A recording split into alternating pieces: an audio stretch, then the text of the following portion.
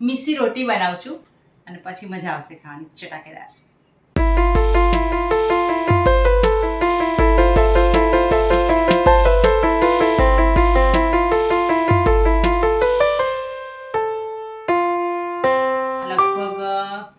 દોઢ વાટકી જેટલો, સવાથી દોઢ વાટકી જેટલો ચણાનો લોટ અને ઘઉંનો લોટ રેગ્યુલર રોટલીનો છે લગભગ અડધી પોણી વાટકી જેવો નાખું છું.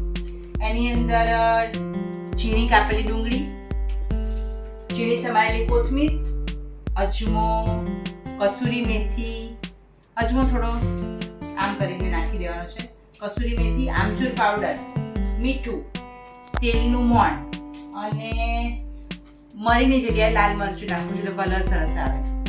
અને પછી સરસ લોટ બાંધી દેવાનો, બહુ જ ઢીલો નહીં રોટલી જેવો અને બહુ જ પરાઠા જેવો કઠણ નહીં, એવો વચ્ચેનો લોટ બાંધી દેવાનો અને પછી એને મસ્ત વણી અને તેલ નાખીને શેકવાનું છે. એની ઉપર બટર મસ્ત અને પછી મજા આવશે ખાવાની ચટાકેદાર.